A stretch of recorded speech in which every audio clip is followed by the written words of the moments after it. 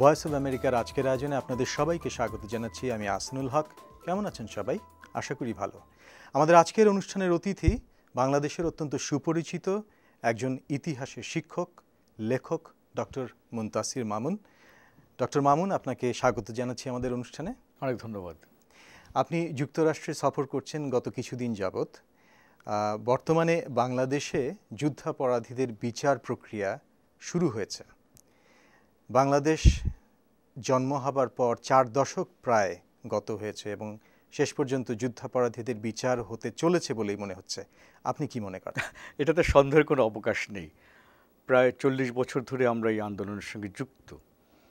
আমি মনে করি যে আন্দোলন শুরু হয়েছিল 1972 সালে, আজকে তা পরিণতি পেল। এটা হচ্ছে আমাদের স্বপ্ন পূরণের প্রথম পর্যায়। এরপরে ট্রাইব্যুনাল ঠিক করবে কতদিন বিচার হবে, কিভাবে বিচার হবে, আমাদের আর কিছু বলার নেই। এবং আরও যুদ্ধাপরাধী আরও বিচারের সম্মুখীন হবে কিনা সেটা তদন্ত কমিটি এবং প্রসিকিউশনই ঠিক করবে।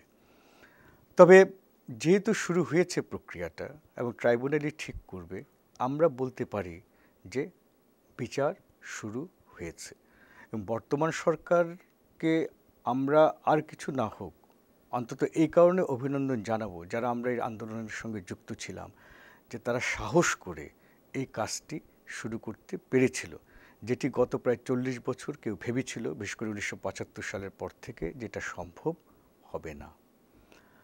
এখন ট্রাইব্যুনালের বিচারে যদি তারা অপরাধী সাব্যস্ত হয়, তাদের শাস্তি প্রদান করা হয়, সুপ্রিম কোর্ট যদি সেটা বহাল রাখে, যদি তারা আপিল করে, তাহলে বলবো যে হ্যাঁ, আমাদের স্বপ্ন পূরণ হয়েছে।